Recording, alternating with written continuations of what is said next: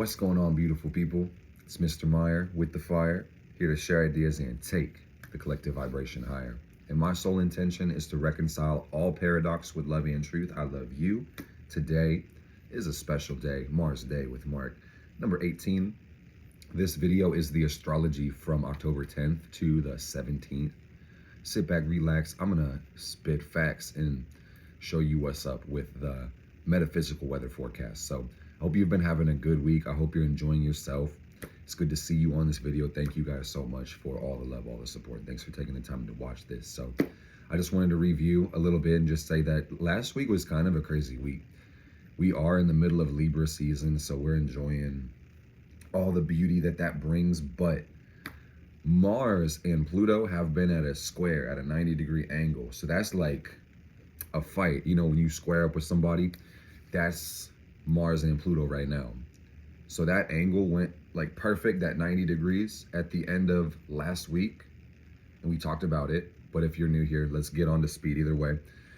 This week, Mars and Pluto are still going to be square all week. So before I even get into anything else, let me just say, this one's important.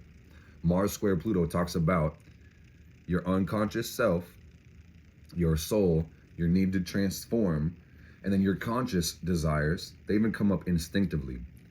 How you take direction consciously, being at conflict and odds, which is very deep, very esoteric, and very hard to understand. But I will just say that I've seen and talked to a lot of people about this and how it interrelates. You may have felt tired. You may have felt aggressive. You may have had deep realizations. Transformation is the baseline of this angle. Everybody's transforming, whether we want to or not. That's what Mars square Pluto is about. So I find that the people that are really doing their inner work, they love this, man. This is coming with deep metamorphosis. This is coming with a higher level of understanding and even a deeper peace too. I find that some people might be just experiencing extremes with this one. So it's really great to stay grounded. If you get a little bit more metaphysical, biological with it, Mars square Pluto is really going to be the things going on in our DNA, which is Pluto, affecting the things going on in our root chakra, which is Mars, and the sexual organs, and even our self-image, first and eighth house. So these things might kind of be at odds. So what that's going to say is that you're going to do what to ground yourself this week and slow the fuck down, because it's intense emotions. It's extreme emotions. So you may or may not see this play out consciously, which is the weird thing, you know. So if you're finding yourself feeling drained or super excited, try to ride the wave. Try to just find the path of least resistance and find ways that you can do leverage. And I want to give you guys an example, because I had an experience like this today where I've been resting a lot. It's a lot of strong energies hitting me, but I know Mars square Pluto has been hitting me hard. So I've been resting quite a bit, and once I'm up, I'm doing my work, and let's say journey work, for example, or meditation, and I might feel like I don't want to sit there and do that for that long. And I remember even today doing like a 20-minute journey work session and breathing in my chair and feeling uncomfortable and feeling kind of tired, and my life force didn't even want to keep me sitting in my chair like that for real. I just wanted to rest. So I sat with it, did the work, put the Mars in, all right, and I got that Pluto, I got that internal transformation. So after the 20 minutes, I was drained, exhausted, and, you know, ready to just damn near collapse, basically. You know, I was just really tired.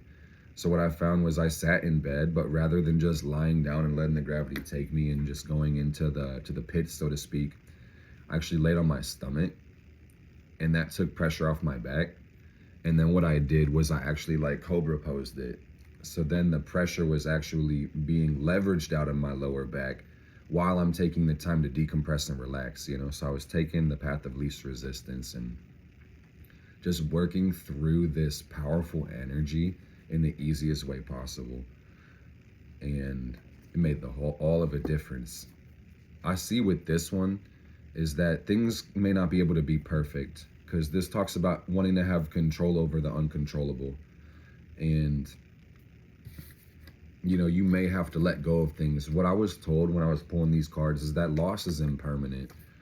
And I want to say loss is not permanent. I was told it's impermanent. Those are the same things, but loss not permanent. So you just got to remember that being multidimensional is challenging in the sense that you may go through certain transitions in the physical. You may experience certain struggles, but on a soul level, it's all for development. It's all for growth. And that's going to say that you're never separate from the origin of yourself, which is a really cool thing.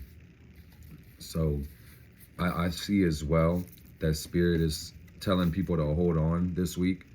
And if you're going through those transitions in the physical that are hard, painful, or disturbing, sometimes you may, quote unquote, lose things. Because I say loss is not permanent. You may lose things, so to speak, in the physical, but you will gain things in the internal, in the metaphysical. And that's always a fair trade. And that's always going to be for your best and highest good. So with Mars square Pluto, I just see for people to, like I said last time, lay low, chill, take time to be by yourself, because this one can also create deep conflict as well. And I don't like to get into that one because it could be deep healing. It can be a lot of things, dude. But this is really, I think, the most important aspect of the week apart from our solar eclipse. But you just got to keep in mind that while we have the solar eclipse, Mars is still going to be square Pluto. And Pluto's still going to be square the north and south node. So while there is transitions happening with the inner planets like the sun, and we've got, you know, Mercury and Venus and Mars and stuff like that, these outer planets are really not doing too much. And we got Pluto stationing direct this week, but apart from that, there's really not much action. So we're just watching the inner planets transit and aspect these outer planets. And what that shows us is really how these generational cultural shifts are affecting us individually, right? Because what's crazy about what I'm saying, guys, is that if you take Mars Day with Mark 18 and then go back to like number 8 or so, or maybe even before, you'll see with the outer planets the same shit, you know, just about in opposition or in it, other than the aspects, like I said. So one thing that's important to think about this week, guys, because I'm gonna cover it kind of chronologically, because the longer I do this, I've tried to make it easy to follow, so I'm not presenting my ideas to you guys in a way that's not structured, not organized. It's intended to make this breakdown as simple as possible, easy to follow, and then as practical to implement as possible as well. So like I said, we got 2 more weeks of Libra sun transit. 17 degrees today, 23 degrees next Tuesday. And if you do the math, 30 degrees the Tuesday after that, which is 0 Scorpio. So we got 2 more weeks of Libra. Take this time to enjoy those relationships, enjoy your life. You should do that every day of your life. From what my sun tells you, that's how I'm feeling. But at this time, these 2 weeks, that's about connecting to people. That's about really just seeing the beauty. I myself, like, some of y'all wouldn't believe this shit if I told you, but I am somewhat of a loner myself. Yeah, I like to connect, and I have a lot of friends, and I love people truly, but I am so much of a loner, man. So like when it comes to Libra season, I'm seeing myself connect with more people and have more relationships, so to speak. And at the end of the day, I just want to connect with myself. I just want to enjoy the beauty that life has. I just want to have fun. I just want to, you know, just be at peace. That's really what it is. So that's what Libra's got me pointed at, and I hope that you guys are just taking your time to take action through that cardinal air energy. Even if I hoped it or not, the metaphysics says you do. That's what we all do. So to be intentional with that action, to take time to improve your sense of style, to improve your, first of all, improve your sense of peace and balance. Let's start there. Let's start there, man. Like Libra air energy says, truly, guys, focus on breathing as deep as you can in these next 2 weeks, and your whole life will be better because of it. I did bring this Halloween tarot out because it's getting to be that time, and I usually bring this one out. This is old reliable. We love the Oracle of Ascendants. I've seen people ask about it. Sometimes you might see me pulling the astrology cards and the chakra cards. This deck is one of my favorite decks. I want to shout out Debbie for shouting out that deck and then me getting the deck. That was crazy. Shout out. So I'm gonna be honest with you guys, man, because that's also what Libra talks about. I did the thing where I shot this video perhaps like maybe 1 or 2 or 3 times up until like maybe 5 minutes, maybe 10 minutes, and then restarted it because I was like, I saw a couple things I could do better. So if I'm repeating myself, pardon me. I just want to say at the beginning of the week with this Libra Sun energy, of course, we got the Sun opposite Chiron. So you could see it in the chart. That's just going to say healing ourselves, taking time to appreciate ourselves. We're always going to need to have more time to invest when we have certain transits with Chiron, especially the personal, I should say the Sun. Like afflictions to the Sun, you may need more time to look at yourself, to take action on yourself. So Sun Chiron does look like unrepressing some stuff as well, and to, I think, really have the power to take more accountability is what that one talks about. Because whenever you see the Sun in transit, you do see power. So that's the gift that we're starting this week off with on 11/11. I'm telling you guys, I'm pointing to it here, but it's probably down there. It went 11/11 when I was saying it.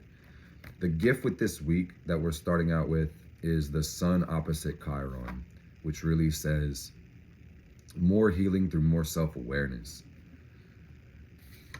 And this will play out in our interactions with others, because this is Libra Aries energy. So you just got to remember how you treat others is the way you treat yourself. And also on some level, it's going to say the way you let others treat you says a lot about you. So love yourself. At the end of the day, that's how as far that one goes. Love yourself. That's how that message ends. That's where it starts and where it ends. All right. So tomorrow, let me tell you guys, on the 11th of October, this is pretty cool. Pluto goes direct. And Pluto's been retrograde for about half the year. This is really just how it goes. Pluto, and some of you guys might know this, but I just want to say, think about it. If Pluto is the furthest planet out in the solar system, it takes like 250 years to orbit the sun, and we do it in about 1 year, 365 rotations.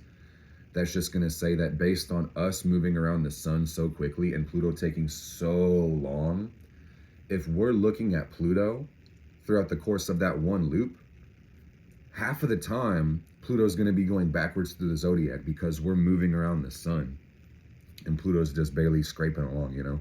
So that's that retrograde. That's that optical illusion. That's where we see it as moving backwards, even though it's not. All of our planets in our solar system are orbiting that star. That's why they're part of the solar system. So I feel like we know the physics of it now. So what that's actually going to mean is that planet of transformation, Pluto, is really going to operate directly or indirectly based on which one it's going. I would say direct, and then retrograde course correspondingly, respectively. That was the word I was looking for, respectively. Yeah, so you see your transformation coming in as active or passive, basically. And Pluto is a really powerful planet. It's the higher octave of Mars, and that's why that first aspect we talked about, Mars square Pluto, is so wildly important. Is because these are 2 octaves of the same thing. Mars, which is our planet of instinct, at its highest level is evolution, which is Pluto. And this also represents the desires of our soul. And I just find that with Pluto direct, again, this is a yearly phenomenon where Pluto is going direct. So half the people on the earth are going to have Pluto retrograde in their natal chart. That's kind of what I'm trying to tell you guys, is that this 2 of Pentacles, this is really an infinite cycle that happens based on us being here. So I just wanted to say, like, I explained it operatively and speculatively. Or I said I really did. It's really going to be that simple. How that plays out for you, that's something for you to check out, because really it's a house transit. Like, what's your ascendant? Which constellation is in the first house? Go find Capricorn. Go find where Pluto is at 27 degrees, which house, and you'll see where you're making these deep transformations. And also, if you have planets and cardinal signs at 27 degrees, this is going to be really activated within your chart as Pluto switches directions, and you may see, things going the other way, bubbling back up, or you might be descending on down. And it's kind of a meta thing at this point, because in the fall season, as we're going through this other hemisphere, so to speak, Libra, Scorpio, Aquarius, we are doing our descent into the underworld. If you're in the northern hemisphere, it's really about winter time. It's fall, winter. we're going through fall and we're going to hit winter. So that's what I'm trying to say. Let me be clear. It's fall time 100% for the next 3 months, but you know where we're going. It's on down, you know? So I think that's pretty cool. Let's talk about the moon. Let's talk about the solar eclipse this week, because this is a really important thing. And on Saturday, so about midway through this week, if we're going Tuesday to Tuesday, we have a new moon solar eclipse in the sign of Libra. And we already had a full moon in Aries in this month. So some of y'all were probably able to guess that we're still going to have a new moon in Libra. So I'm going to advance this chart, and this is perfect. And I want to show you guys the chart of the new moon, and you can feel free to check it out and look at the aspects. And I will say that we've talked about the Mars-Pluto square and how that's going to play out. So a new moon is a new beginning, and this is a really important new moon because this one is an eclipse. And really what that's going to say operatively is that this new moon, which is a sun-moon conjunction, it's the start of our lunar cycle. The sun and the moon are conjoining on the south node. Basically what this says, literally and physically, I want to show you guys, because the correspondence principle is so important. And once you see it this way, you should be able to see why people are like so gung-ho and holy shit about eclipses, because we have these yearly, but they really do carry a lot of power. So you've got to keep in mind, we have a heliocentric plane, I guess, you know, the ecliptic plane. And what I mean is sun and then earth, we're going to be going around the sun. So there's one plane right here of orbit, earth around the sun. But we also have the moon around the earth. So there's going to be those two orbits. Think about that for just a moment. That we're going around the sun, the moon is going around the earth. At some point, both of these two planes will intersect each other on the ecliptic, basically. The orbital plane of the moon is going to hit the ecliptic plane, and that's what the node is, so to speak. But when we have here's the thing, this is the crazy thing about this, guys, about the eclipses. The eclipses is basically when we have a lunation, which is either a new moon, sun and moon linking up, or the full moon, them being in opposition on opposite sides of the earth. When we have a lunation, during that conjunction of the orbital plane hitting the ecliptic plane, eclipse. All right. So that's really cool. It's about deep alignment when it comes to our lunar cycle throughout the course of the year, because we have about 13 moons, so to speak, cycles, months. And these are the ones that really are hitting perfectly in alignment with the earth and the sun and all that. All right. And when it comes to these intersections, these nodes, this is actually how you find the nodes within your chart, the eclipse points. They usually happen weeks to months apart. So when you calculate nodes within a chart, what you're actually doing is taking the date of one eclipse, the one from the past, the last one that happened, and then the next one that would happen based on your birth time. Because most people are not born on an eclipse, think about that. And you're averaging it, so then the nodes are going to move right into the middle of where it was last and where the next eclipse would be based on your birth chart. That's why you have nodes in the chart that say retrograde, is because they're being mathematically averaged, but they also do move retrograde in the lunar cycle.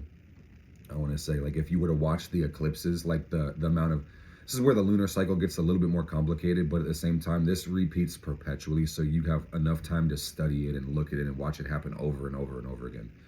Basically, the eclipses happen backwards. They go backwards through the zodiac, and that's why when you look at it in your chart, that mean node is going to be retrograde most of the time, unless you are really born within that eclipse, like really close to that eclipse where it's happening to move in the same direction, so to speak, based on the calculation. But I definitely digress. I just want to say that these are supercharged lunations. These are supercharged new moons, supercharged full moons. And it's said that, you know, the moon rules our timing, our rhythm, our sense of connection with the universe, and even water and things like that. So these have a ripple effect, and that's going to say that what happens on a what happens on a new moon eclipse doesn't stay on a new moon eclipse, man. It'll continue to reverberate perpetually for a long time.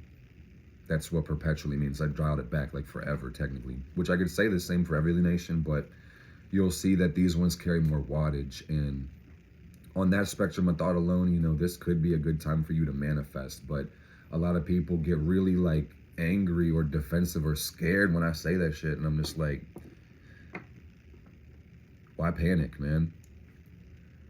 The energy can be kind of erratic because of how much is converging and how much is being able to access in the future, how clear the window is, but also how much is being cleared from the past, because it's really cycles closing, so to speak. Even if there wasn't an eclipse, new moon is a new cycle. But that's just going to say that from 6 months prior, but even deeper than that, we're going to be seeing windows just shutting and things just no longer being a thing, just closing the book, basically, and out with the old, in with the new. That's what it do. I think what's really interesting about this eclipse is that Uranus is in Taurus at 22 degrees, and our eclipse is happening around 21, 22 degrees as well. So that's a 150-degree angle. That's the in conjunction. That's the quincunx, so they say. There's probably more words for it, but that's what they talk about. So this eclipse does have some erratic energy. I won't lie, guys. I'm not a fear mongerer, and I am a magician, so I'm very adamant about telling people to work your spells, damn it. Even if you're just gonna work a healing spell or a clarity spell or light a candle or a bay leaf, man, don't skip and miss out on this energy, man. You don't have to do what I say, but I just want to say that with the power here, you can use it for leverage. You don't got to go too hard. You don't got to do like an elaborate working. I think I mentioned this earlier. It's like you can literally devote that energy towards the upward facing dog. I don't really care, man. But use this erratic energy to change your life come Saturday, to make sure that you're just connecting with your true essence, because that's what this Uranus connection talks about. It's this new cycle, this next 2 weeks for the lunar cycle, but also I would just say for the next God knows how many months. This seed planted is a real seed of freedom, and that requires realized independence within yourself. Think about it. For you to be free, you must have realized that mentality instead of being already. You must have a desire for it. It must be wrapped up in your self-image, your sun. You must also feel it, which is the moon. New moon in conjunct Uranus and Taurus. But that's also going to say that you're going to need to have the appropriate level of stability, comfortability, resourcefulness within the inside, but also self-realization, which is Uranus. Look past the bullshit, look past the projections that you might impose on society to really realize that you have the ability to make change, or you have the ability to be your true essence, or just be free and lead yourself. But I do see with this one, let me show you guys this one first. This is what I was seeing. It's like something's got to give. There's going to have to be an evolution of character when it comes to this aspect. Because it's going to say that for you to be a more powerful person, a more free person, more resourceful, or more integrated, you're going to have to choose growth. You're going to have to choose deeper connection with your world. You're going to have to be a better person for the world to interact with, for you to be having a better experience. If I could simplify it, man, for things to change for you, you got to be the one to change. And that's just what it is. So I'm seeing a need for stillness, a need for silence. Wheel of Fortune, Ace of Swords in reverse. I take from that chilling out, not talking, or being intentional with the words.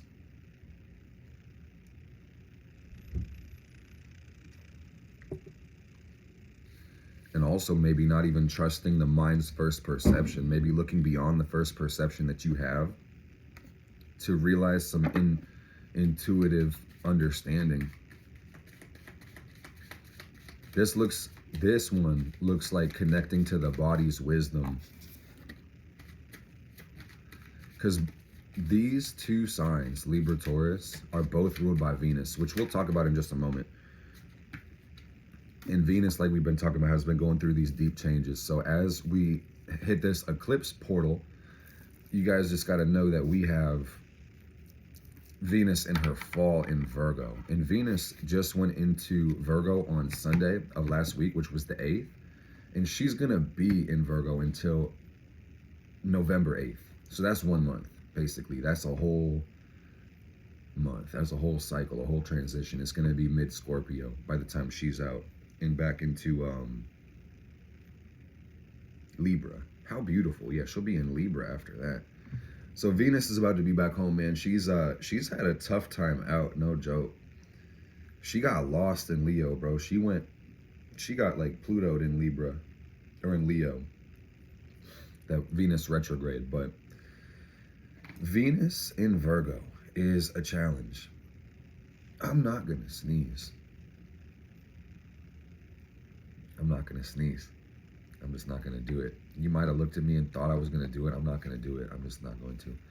So Venus in Virgo is a challenge. And let me remind you guys, because this has been Venus in the spotlight, Sun in Libra.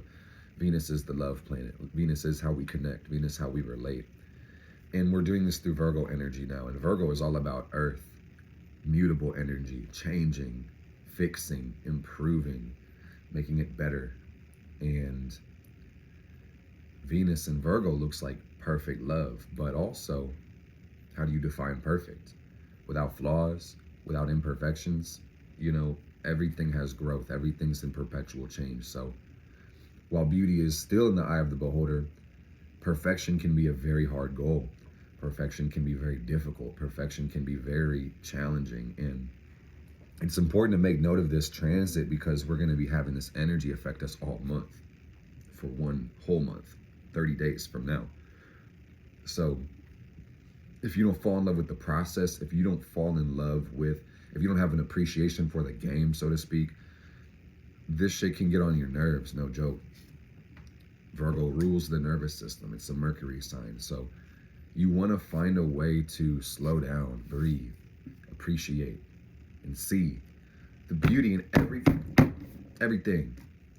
Appreciate the beautiful things, the beautiful people, man. And also, Virgo is a challenging sign because its power and its struggle is judgment. Simply put, to judge something, to have an emotional reaction or opinion about something when you're perceiving it. So what you may see with Venus and Virgo is that as we're going through these transitions and changes, you might be less hard on yourself. You may be more kind to yourself. The details do matter.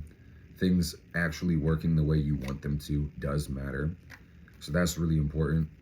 The beauty of Virgo Venus is this is going to pull us all towards growth. We're going to be able to see more clearly what we desire of life and ourselves and others, and therefore take action more systematically towards achieving it. Whether that's setting more clear boundaries in relationships, or approaching dating a certain way, or setting standards of yourself and your physical habits and routine, you know, however that plays out, you should be actualizing growth at this point and moving pretty fast and enjoying it too, which is what Venus Virgo talks about. But you also may suffer sometimes in Venus Virgo if you aren't accepting growth, and that could look like just being irritated as fuck and taking out your frustration on other people and blaming others and feeling like the world outside of you and people is holding you back from getting your needs met. And that's not going to help you at all. That's not going to help anybody. So really, Virgo is about accountability. It's about not blaming yourself for every fucking thing in the world, but at the end of the day, try to take some responsibility for your life. And, you know, while others can be really confirming or denying of what you would like to bring in, you need to be able to take and put that lens on yourself and be able to ask, damn, do I like this? How is this received? Is this really a reflection of what I think and feel? Am I being honest? And Venus, like I said, is in her fall, so that in itself is kind of a challenge. But what's crazier, guys, is that Venus is in her conjunction with Lilith right now. And she just broke free, but she just, you know, tapped in. That was the beginning of a new cycle, Lilith in Virgo, which is a 9-month transit, by the way. And we've talked about this a little bit, which is a deep healing, a deep cleanse, a deep look into ourselves and The shadow work is really going to be continuing, but being highlighted and highly focused in. This talks about filling our deepest needs. On top of this one, that conjunction Venus-Lilith, Saturn and Pisces, there's an opposition with Venus and Saturn right now. So, you know, this is hard love, man, and this might look like being really feeling kind of cold or isolated or hanging out to dry. But the beauty of this is that, you know, with Saturn at 1 Pisces and going retrograde, Venus also broke out of that aspect as well. So this week, you know, we should be seeing ourselves move into a more warm love, so to speak, because Saturn is cold, it's restricting, and it's binding. But also, this is a serious love when it comes to Saturn Venus. So what you might have seen off kicking off this week with that opposition is that this might have been a cold value adjustment, or it might have been getting more serious, more real about what's going to bring you forward, which is a beautiful thing, man, because that could translate to relationships, finance, your business, schedule, whatever the fuck it is, habits. Venus energy, basically. Getting you on track. Giving you the cold, ugly, disgusting truth sometimes, whether or not you want to hear it. And that's really what this Venus, Lilith, Saturn energy looks like, is like, hey, man, it's that tough motherly love, man. Which sometimes might just come from spirit, like, hey, you know, you're lucky if it's a gentle message, but sometimes it's like, hey, fuck your feelings, fuck what you're doing. Let's get our ship back on track and let's make it work. So one thing I want to say as I'm consecrating this Moldavite incense, and shout out to Cherry, thank you so much for this. This was divine timing, all this green. We consecrate this for elevation, evolution, and assistance on our spiritual journey for the best and highest good of all. Blessed be. Thank you to the spirit of Moldavite. When it comes to Venus Virgo, as I was saying, you just got to make sure that you're loving on yourself. You just got to make sure that you are being a good coach, because that's what Virgo is about. Skills and learning and building and growing. So that's why the Virgo energy, the 6th house energy, is associated with things like coaches and mentors and stuff like that. So you're lucky and blessed if you have guidance and mentorship. And if you haven't found a physical mentor, I encourage you, read books, listen to podcasts. Go find the people that are doing what you want to do. Don't reinvent the wheel. Listen to them, replicate them, have their guidance. All right? But also when it comes to just managing yourself, your energy, your time, your schedule, you need to take that role for yourself as well and see yourself as somebody that's able to coach you. You know what you want. That's how a coach operates. A coach needs to know your desires, know your goals to be able to help you get there. So, you know, you need to be able to communicate and build that relationship with this Venus Virgo, saying that, like, it's about, this is something weird to say, but I hope this resonates, that you got to build a relationship through your stomach, basically. Virgo energy. Those mirror talks, you want to be able to connect through your needs and your wants and be like, hey, I see what you're doing great, you're building your way through there. I need you to do X, Y, Z. Keep going, you're doing great. You know, even the words good job, this can be a magic spell for your life when it comes to what you're doing, because a lot of us just lack positive reinforcement from the outside world, from the people we interact with. But don't let yourself lack it from yourself, because you can give yourself that. So I'm telling you, a simple good job, that could be all you need to keep your positive energy and reinforce your momentum at that point. You know, think about it, man. So let's talk about Scorpio energy. Spirit said real shit, man. Bars. So that's Virgo Venus energy, Hermit card. You know, you might be in the lab, so to speak, whipping up experiments when it comes to your Venus, your love, and how you connect. Really finding who it is and balancing and finding love within your heart. You know, Venus Virgo is a good love. It's what you want. And with Venus on Lilith, I just want to say, guys, this is something, how do I say this? This shit is nasty, bro. It's really fucking nasty. And some of y'all who've been like in the trenches with this Mars Pluto, you know what I'm talking about. And good Lord, man, you're gonna have to you're gonna have to make a space or dodge and evade, you know, either way that goes. I just say, like, focus. They say, focus, brothers. November's coming. No, for real. But it could play out either, like, you know, gender is a metaphysical rule. It's a spectrum. It's whatever the fuck. It's like there might be a lot to connect with, but at the same time, some of this shit might be. You gotta ask, is it toxic? And I think when it comes to that question, it kind of bases it off like, what do you both actually need? What are you intending? And is this conducive to your goals? Is what you should ask.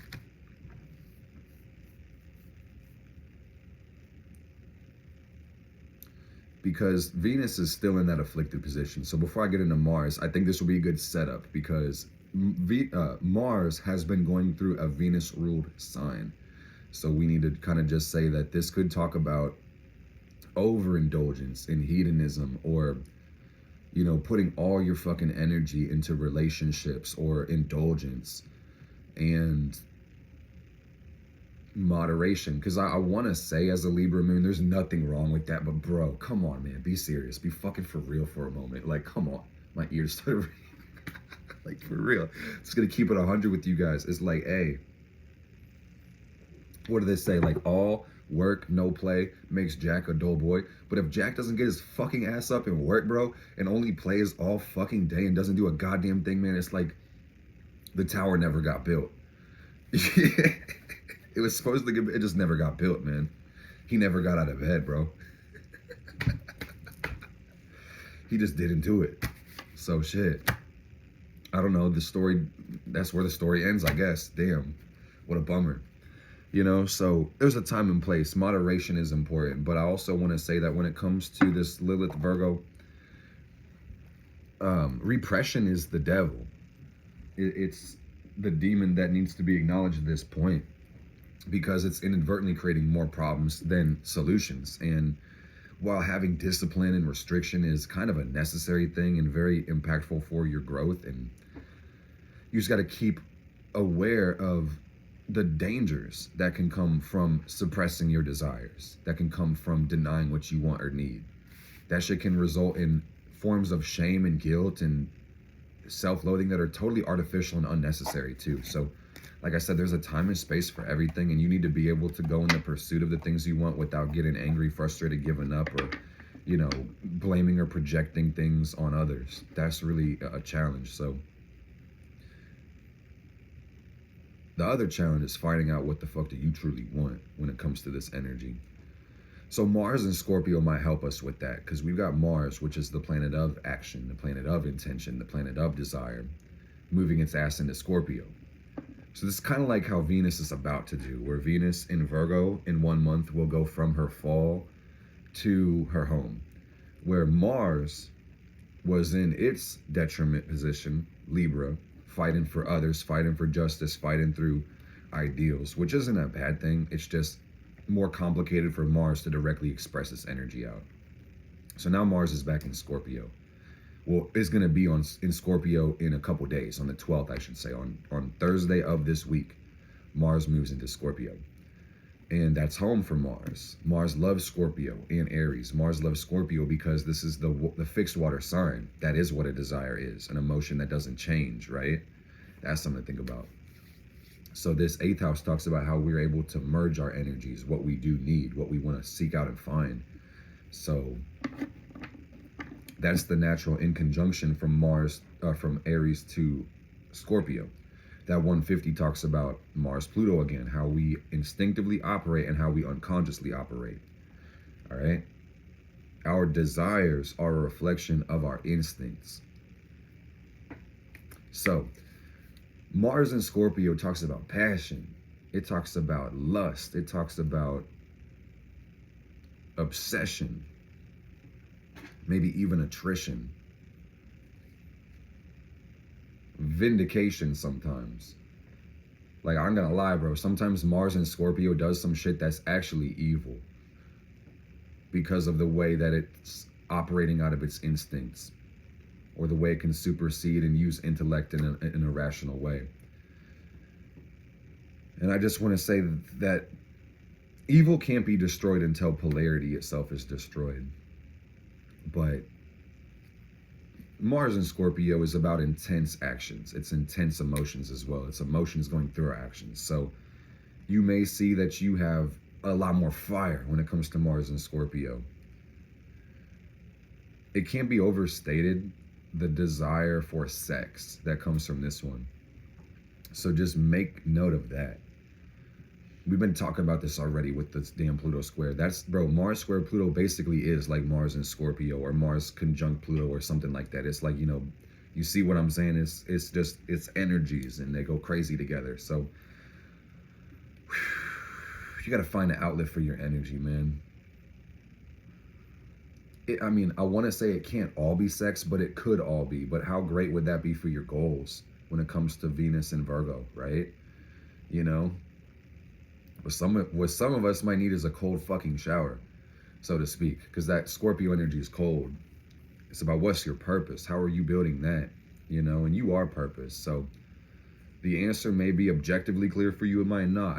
I don't want people to be scared when I ask that question because it can be daunting and existential. But you want to make sure that you point this towards growth somehow. Point this towards evolution. Mars's higher form of Scorpio, and don't be just so lost in your human mundane desires that you actually don't have a meaning of existence. But also, don't be so goddamn spiritual, so metaphysically inclined that you don't ground yourself as a human, because that's not going to help either. It's all about the middle pillar of integration. I was doing a meditation today. This was a really cool vision I just had today, now that I think about it. And I'm glad I'm talking about it now because I didn't journal it. But I was staring at a candle flame in a meditation, and as I focused on the flame in front of me, I remember the flame splitting into three because of the way my eyes were perceiving it. So I was seeing a flame on the left, a flame on the right, but the middle flame, which I was staring at intently, was burning about 80% brighter and bigger than the reflections. So what I took from that is that centering is really important at this time. Mars and Scorpio.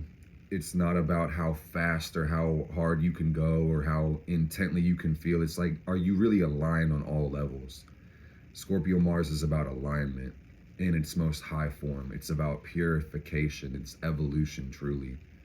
You know, but it could talk about truly getting lost in your fucking desires. So desire is required for evolution, but you have to just understand that some desires will unify, some will separate. Some will unify, some will separate. And the process of evolution is truly, hear me out, truly eliminating separating desires. So I took from the three flames the middle pillar, the pillar of integration, to not be so lost in the pillar of mercy that you become weak, but not so lost in the pillar of severity that you become cruel. To shoot for the high road and stay balanced. So Mars and Scorpio is a really beautiful thing, guys, because this transit, which we will have for at least a month, if I'm not mistaken, 3 weeks at least. We're gonna have it for a while. It's gonna be, I mean, of course, all week. Yeah, it'll be over a month of Mars and Scorpio. What's beautiful about this, guys, is it's that passion, that obsession. You can really take Mars and Scorpio and align all your energy with the thing that you want. And this is the difference between Aries, which is like the machine gunner, and then you got the sniper, which is Scorpio. And Scorpio Mars goes Scorpio hard. It's going to get what it wants one way or another, because one thing about Scorpio Mars is like the power of evolution going through your actions and being. And that means preferring to die before giving up, or never giving up ever again. Just not an option. It's just not seen as a thing. And that's why I say attrition can be a thing with this one, man. It's like you would do really fucking well for the next 2 months, or maybe even the rest of your life, perhaps, if this resonates, to avoid conflict at all costs, man. Because what others may be willing to do with this stupid ass energy, it's beyond us, right? So we can avoid a lot of fuckery just by not engaging, picking our battles, and just realizing that some people may just project some dumb shit, you know, and learn not to take things to the heart of the head or personally at all. And don't be too paranoid when it comes to other people, is what I get with this one, because Mars in Scorpio is very defensive. It's a very defensive energy.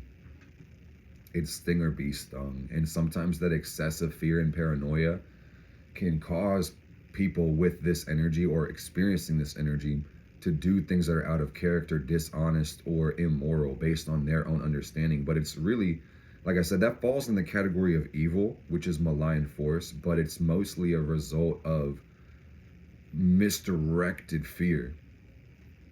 And that's sad. You know, it's unfortunate, and this is the cause of a lot of conflict within the world. Fear or anger or jealousy or hatred, those shadow emotions, you know, this can get pointed in the wrong direction, and then vindication happens, which means revenge is sought on people who didn't cause harm to us. And that's not fun for anybody involved, because harm is damaging, and then shame, guilt, and embarrassment befalls the perpetrator. And that often can be a level of resistance that makes it so hard for them to even repair the damages, or unwilling to confront the damage in the first place. So it's like, then evil can be a mindless monster and then just go rampant and stupid. So, you know, this is the crazy thing, is like, self-defense is very important. Protection is very important when it comes to Mars and Scorpio.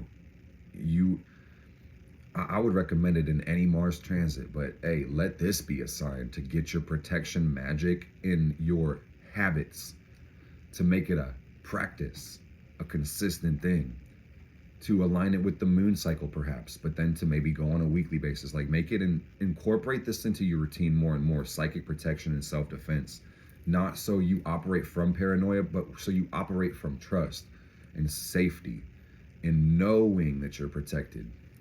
So you don't see other things as threats that aren't. You know, stepping into your power is a Mars and Scorpio thing. And Mars in Scorpio says that you need to know what to eliminate as well to evolve, which is, I think, really where the challenge comes with this one, is that you have to let go of something, because something must be lost for something to be gained. That's exchange.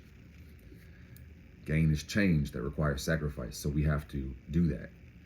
All right, but what's really cool about Mars making its transition into Scorpio is the trine that it's going to make to Saturn with Pisces, Saturn Pisces. So Mars trine Saturn is about integrity. It's about handling your business, housekeeping, organization, and efficiency. Structured elimination is really another thing I see with that one. So you might be going through a process right now when it comes to your life, and taking an inventory of your relationships or finances or schedule and thing like that. But there's deep healing with this one. This Page of Cups in reverse, the Two of Pumpkins in reverse. This is kind of crazy. What I'm seeing now is like, this is removing the death from inside of us on a collective level. Bro, like, this is kind of crude, y'all. I'm sorry, but it's like, it feels like the body we're living in is like taking a shit right now, because Mars is the planet that eliminates, and now it's like in the 8th house energy, 8th house part of its body, while we're living in this solar system, you know, or like that's what Earth is going through. So Earth is like, bro, give Earth a minute right quick, because this shit is kind of painful. And it plays out for us humans as like, God damn, our hearts be hurting, or our souls be hurting, or like we're letting go of certain energies or people, or there might be conflicts arise that may be presenting it as loss, but really are just transfiguration, like we talked about at the beginning with those gold cards. But Two of Cups in reverse, like, I mean, this shit is painful change, but it's rebalancing on the divine soul level, if you really think about it. So,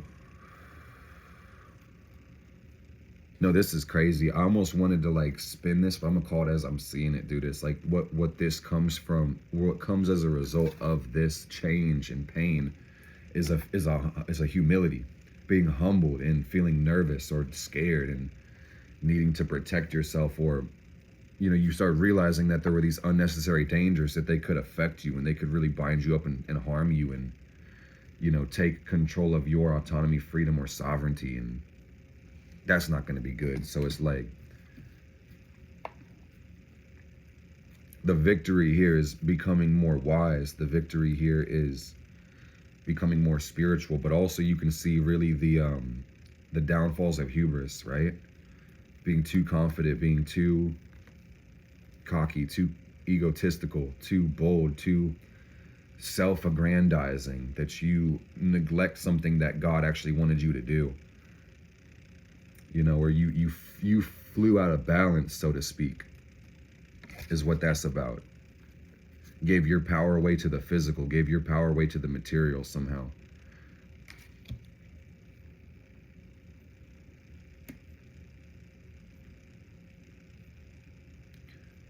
Yeah, let pride get in the way. So Pluto, Scorpio energy kind of has a way of humbling us, reminding us that we are very small. And that may or may not make you insignificant, but it's going to say that when you can recognize yourself as transformable, evolution presents itself more easily. Accountability. Truth hurts, man. Truth really hurts, but truth sets you free. With great power comes great responsibility, so you need to be honest to be able to gain the power as well. That's what that talks about.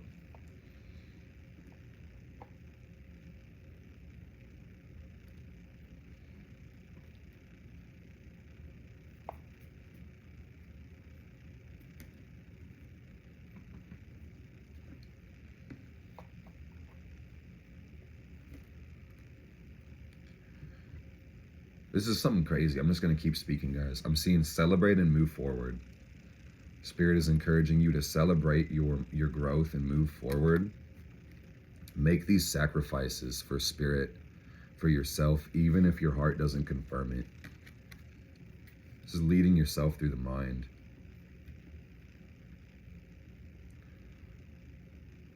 The times we live in talk about knowing your place in the world. Clarifying desires through ideals. That's what this eclipse is really about.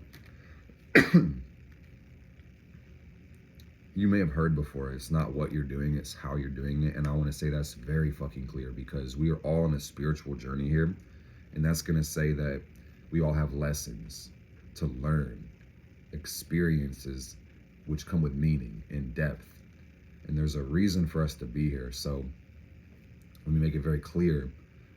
We all get judged on our understanding. All right? We all get judged on our understanding, but also the actions that we take based on the times and the circumstances we live in as well. But ultimately, we are judged on our understanding.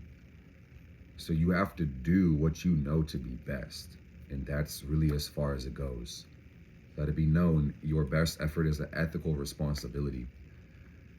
But that always goes back to what's good for you. How do you preserve yourself? And taking care of you will take care of the whole entire world. So don't ever forget that, man. That's really the narrative that won't change. You come around here, man. Self-love, self-preservation, self-dedication, and self-respect. And under that mode of operation, you can lead others to victory as well. By having compassion for them, but yourself first, all right? Because you really can't give something you don't have, man. So at the end of the day, you have to pour your cup out and drink from it and enjoy it. And if anybody else needs it, you can share then, but from the abundance. Sacrifices are necessary, but you should see what I'm saying is that you can never go broke. You got to go preserve yourself. Deep changes in the collective, guys. 5 of Wands. I don't really need these cards, but I feel like I'm tapped in the vortex and Spirit might want to tell us something. Trauma release. 9 of Wands, 6 of Swords. The 9 of Wands is in reverse. We're moving on up, moving forward. We like to see it. Deep ass healing. So next week, something to think about. We'll talk about it in the next video, of course. But we got the sun going to be squaring Pluto. So talk about evolution, man. There's going to be success and great power for a lot of people. Queen of Pumpkins. I'm seeing a profound piece coming out of this week, guys. So I hope you enjoy it. I really hope you liked this video and found something in here meaningful. I know a lot of you guys say you look forward to these videos, and that makes me so happy, man, that you guys like to watch these, that you enjoy them. I enjoy making them, and I just think it's so cool to be up with the times, stay current with the energies. But this week is going to be fun. We're definitely going to be rocking out. I meant to say this at the beginning of the video, and I'll be a little bit better as we go on with the announcements and stuff. But let me just jump into it now at the end, is that I appreciate you watching this video. I wanted you to know that we have weekly updates happening in Simplified Astrology.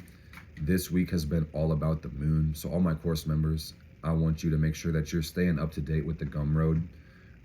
You might be seeing the emails come in as well when I post the videos. But this week, we're going to talk about Mercury. So this whole last week has been the moon. The one before that was the sun. And we're going to go planet by planet and talk about how these operate within the chart, but also how they really set the stage for the other fundamental parts and mechanics and functions of astrology. So there's a lot to talk about this week in the astrology course when it comes to Mercury and the mind-body connection and the principles of astrology, and you know how that's going to play out for everybody with the chart, which is everybody. So I would say stay in tune for that, because that's coming very soon in a couple of days. I'll send you guys who are already a member an email. If you're not yet a member, I would really recommend you join Simplified Astrology and hit that link in the description and go take advantage of it and be part of the gang. Apart from that, you guys will see me making more videos. You'll see me on TikTok live. If you join the Discord server for Simplified Astrology, you'll be able to stay up to date with the announcements, when the new content is coming, when the live schedule is, and you know, when I post videos or drop new things. So really fun stuff, and the community there is great, and it's just amazing to see you guys' face.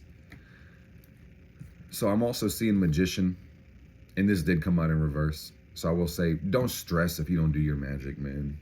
I always want to preach for people, take that path of least resistance, but make aligned actions. So it again might not be the best for you to do an elaborate working, but it may be.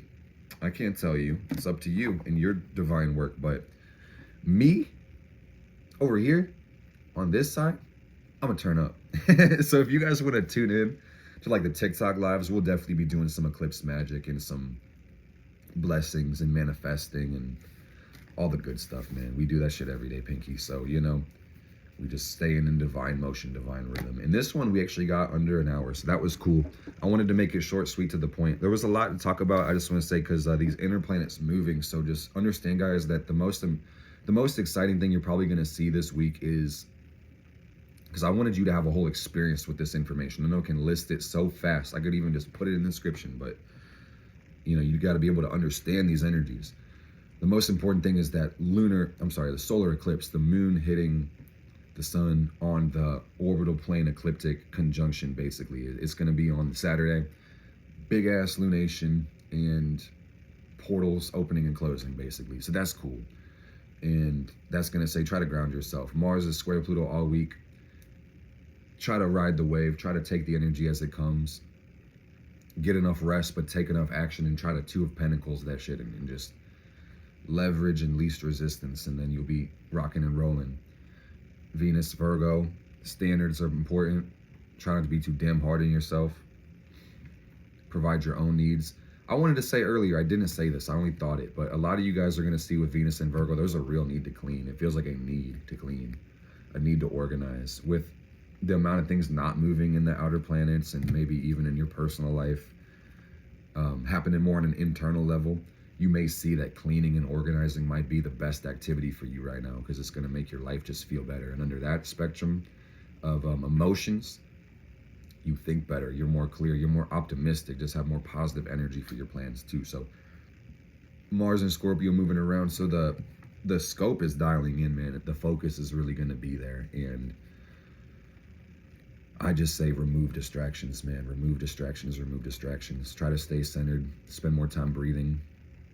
Take advantage of this cardinal air energy. Breathe as a motherfucker. Breathe, breathe, breathe. And really another thing, I don't know if I said this overtly, maybe covertly through the energies, but let me be abundantly fucking clear before I get to this 1 hour mark.